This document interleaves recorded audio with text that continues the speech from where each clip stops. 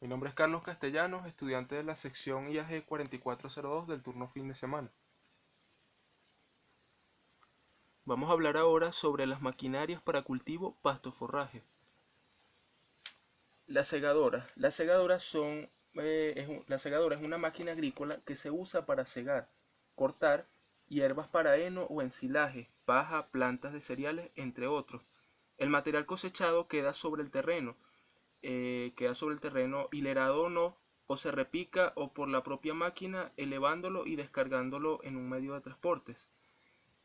Eh, Tenemos ahora los tipos de segadoras. Tenemos las segadoras para el corte de arroz. Generalmente las segadoras se diferencian en cuanto al tipo de material que se corta. Tenemos las segadoras manuales, que estos son modelos simples de segadoras de accionamiento manual destinadas al corte de las hierbas en jardines y otras áreas con motivos ornamentales. Tenemos las segadoras de hierbas. Estas son las que cortan hierbas destinadas a la producción de heno o ensilaje para la alimentación animal. Tenemos las segadoras trilladoras. Estas son las que cortan cereales o leguminosas y después realizan el proceso de trillado y limpieza del grano.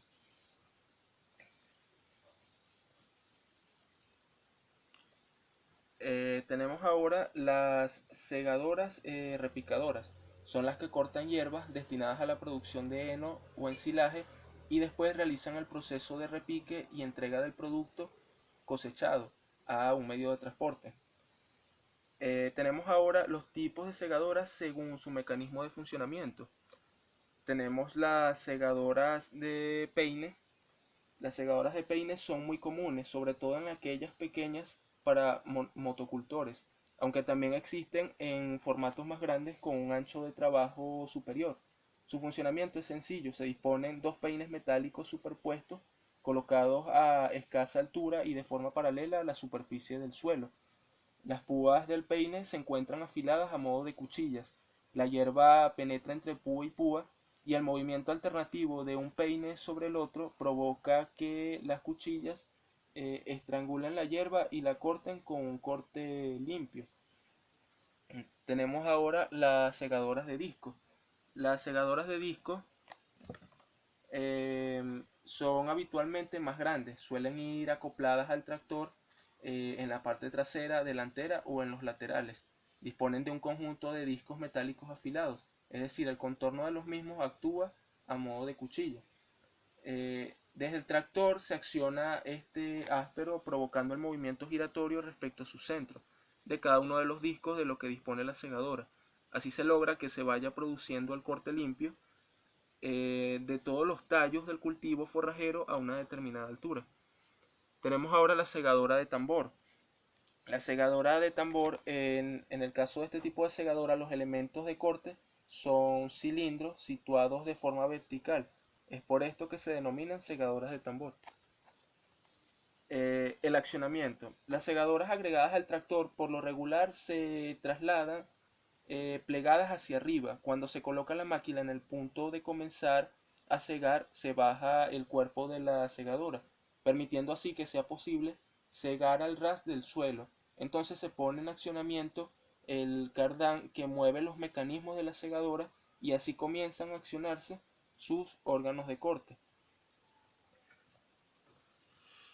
Pasamos ahora a la enfardadora. La enfardadora es una máquina agrícola que tiene como único uso recoger el heno, avenas, paja, entre otros, y comprimirlo en pacas que finalmente se atan con cuerdas. Tenemos ahora los tipos de pacas. Hay principalmente dos tipos de pacas, pacas en seco y pacas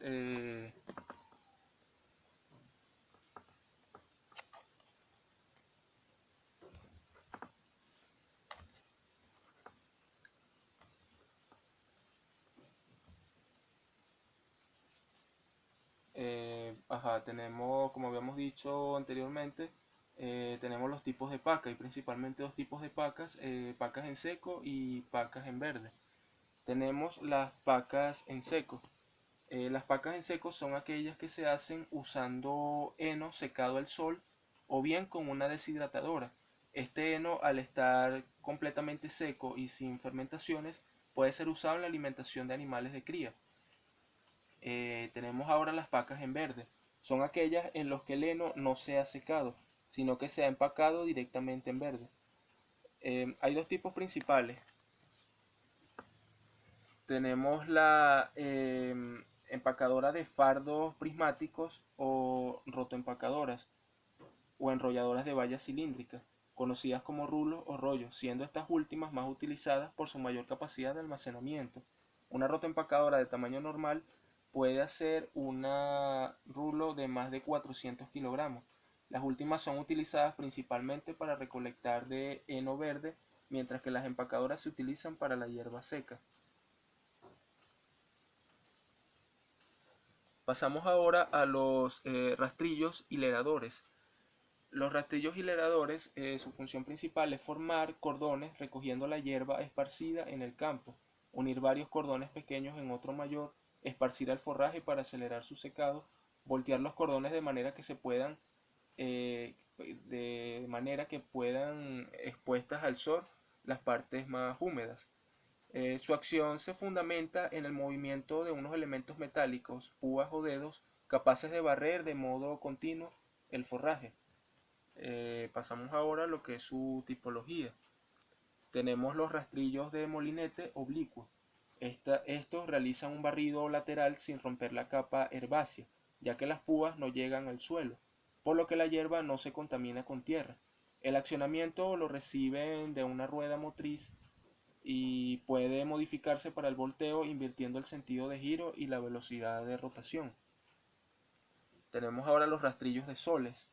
Los rotores que soportan radialmente las púas se accionan por su contacto con el suelo, lo que hace que el forraje contamine con tierra.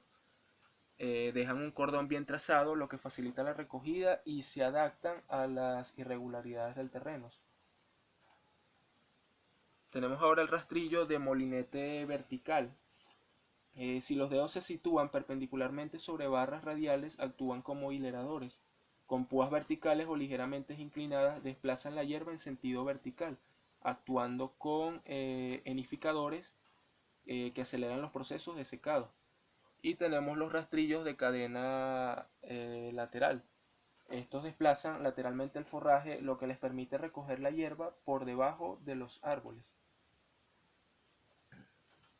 Vamos a hablar ahora sobre la seguridad en máquinas agrícolas.